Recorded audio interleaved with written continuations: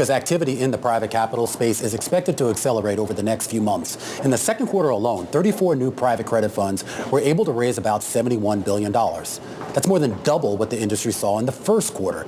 It's an industry, of course, that has come so far, so fast, from niche player to kingmaker, in an area previously ruled by those big Wall Street banks. But as the industry matures, a new crop of leaders are stepping up to write the next chapter. Armen Panossian oversees the performing credit business at distressed debt pioneer Oaktree Capital, and starting next year, he will take the reins as co-CEO of the entire $179 billion business. Pleased to say Armen joins us right now here in our New York studios. Armen, great to have you here. Good to be here. Let's talk a little bit about, I guess, what type of activity we're seeing in the private debt space right now as we sit. I would characterize it in two forms currently. Stepping in where the banks stepped away. The investment banks as well as the regional banks have stepped away from the market and providing capital to private equity sponsors and companies that need that capital that historically founded at the banks now are provided by private capital. And secondarily, we're beginning to see some stress in the market and the need for more creative rescue financing or opportunistic capital. I am curious. I mean, Oaktree obviously, of course, made its name by sort of, I guess, coming in where people were sort of leaving, sort of filling that void, if you will. But when you're finding opportunities out there left by the banks, whether regional or big, is the quality still there? The quality is quite strong, and I would say in some respects it's even better than it had been even 2 or 3 years ago. And the reason for that is that because the cost of borrowing is so high, the firms and sponsors that are buying these businesses are really focusing on the least cyclical businesses, the highest quality companies that they would buy in anticipation of a potential recession in 2024.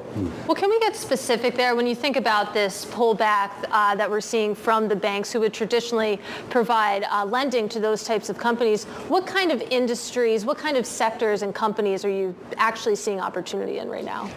It's a variety of sectors. We are seeing a lot of activity in software, large software companies with a diversified end market exposure.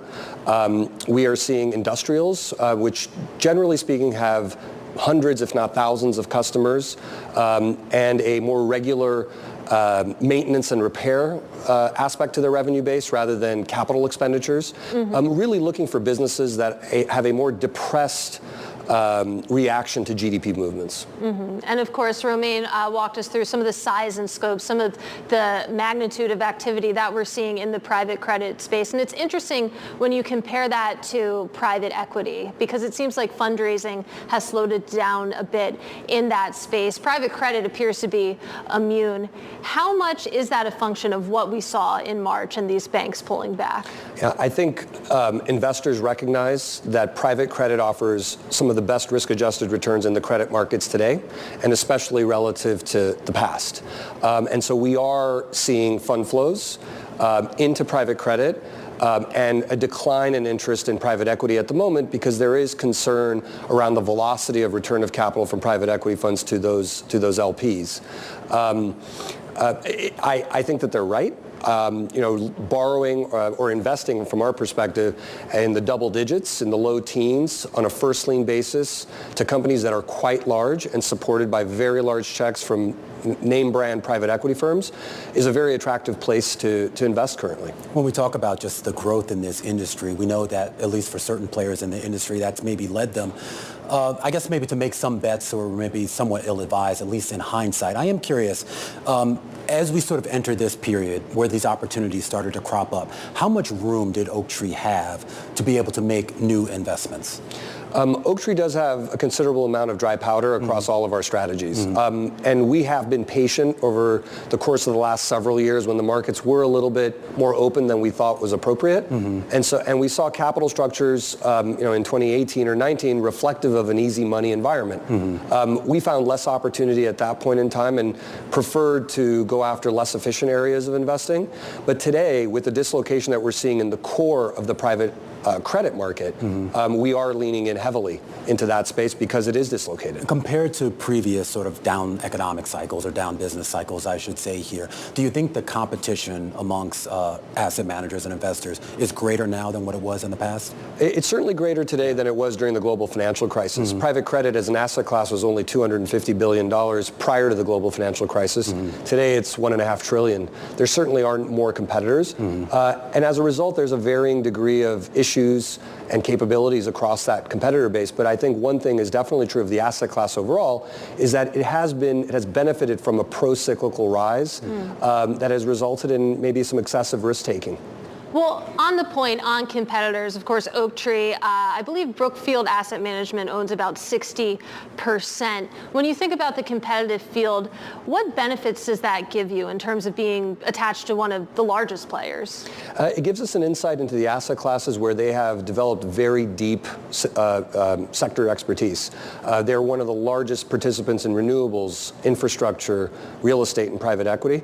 And we see a lot of benefit from being part of the organization because they're able to provide us both technical and fundamental information about the markets that they participate in.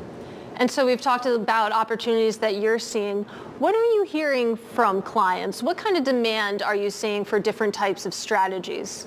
Private credit is at the top of the list. I would say related but separate is asset-backed finance, where again, thematically, it's the same basis or the same root, which is banks are stepping away from consumer lending, certain types of corporate lending, and there is a need for structured finance or structured credit that fills that gap. And the investor base switches from banks being the provider of that capital to retail or insurance or pension type of clients providing that capital. This obviously is a function of regulation, or at least speculation of increased regulation, I should say. Is there any worry that the increase in regulation that we might see placed on some of the traditional banking system, that could eventually come into your world, given just how big it's gotten? The regulators certainly have the ability to step in and regulate parts of the private credit markets. I think that how diffuse the private credit market is does not lend itself very easily to systematic regulation that can impact it. We are prepared, Oaktree is prepared to handle regulation if need be, but I wouldn't expect a tremendous amount of regulation in that space as capital is needed by that borrower base. Are you trying to raise capital right now, Oaktree? We are raising a fund targeting large sponsor-led private credit, targeting a $10 billion fundraise to support that opportunity set as it is dislocated and very attractive from a risk-adjusted. How has that been going? How has it been received? It's been going well. Yeah. There certainly is a denominator effect and a lack of liquidity in the market amongst limited partners who have seen a slowdown in private equity returns of capital to them. So the interest in the asset class is very high. The flows for Oaktree are reasonably high, but I would say generally speaking, raising private assets is more challenging today than it was a year or two ago. Just real quickly on that point, though, when we talk about the denominator effect and with that, are we talking about allocation limits? I mean, is it that the potential clients are already kind of up against whatever they can allocate to? Yes. I mean, when the public markets sold off, and that was more acute earlier in the year, when the public markets had sold off, their allocation to private markets looked too high. And now that the public markets have rebounded, the denominator effect is becoming less of an issue, but the liquidity remains an issue. Gotcha. Liquidity remains an issue, and let's situate this conversation in the macroeconomic environment, because it seems like most of Wall Street, most of the investors that I talk to are pretty married to this higher for longer narrative, and we've heard pretty much the same from the Federal Reserve. When you look at your world of leveraged finance, of distressed debt, are you starting to see that filter through? We are starting to see it filter through. I would expect rates to stay higher for longer as well, because even with or without a recession, there is going to be an elevated default experience. I think that the need for private capital is going to be quite high, and we are seeing the beginnings of the need for gap capital to help refinance maturities that are starting to become topical next year and the year after. When it comes to defaults, we are starting to see some of that pick up, but we're still at historically low levels. And if you think about what is going to push defaults from here, do you see it more coming from a recessionary type environment or just from higher interest rates? What's the bigger risk? I think for now it's higher interest rates, and higher interest rates can tip us into a recession. But the immediate impact is really in the tails of the portfolio or the direct lending or just credit market portfolios out there, where the most aggressive 20 or 30% of capital structures put in place over the last 5 years are becoming challenged now because they were expected to grow into their capital structures with growth in revenue, growth in EBITDA, and that just hasn't played through. Is there a difference that you're finding between, in terms of what's already out there on the market, in the secondary market, between actual loans themselves versus debt issues, bonds? Absolutely. Yeah. There is a divergence in performance. The bond market, the high yield bond market in particular, is the highest quality it's been in 10 years. Meanwhile, the loan market is the lowest quality it's been in 10 years. Why? Because the loan market was the preferred financing tool for private equity sponsors doing new LBOs over the course of the last 10 years because they were floating rate, and at the time floating rates were low, and because loans do not have call protection generally, whereas bonds do have call protection. If you were to refinance a bond, there would be a meaningful premium that would need to be paid out. As a result, only strategic or companies seeking capital for strategic needs finance themselves in the bond market, and therefore today we find that total debt to EBITDA of the average high yield bond issuer is lower than the first lien debt to EBITDA of the average loan issuer. And Armen, when we spoke back in June, you were on real yield. We spent a lot of time talking about commercial real estate, and I feel like it's kind of dropped out of the zeitgeist in the past few months. But when it comes to commercial real estate, are you seeing opportunities there? I think the commercial real estate opportunity for now is really focused on office space, and I think that the stress and distress in that opportunity set is only worsening.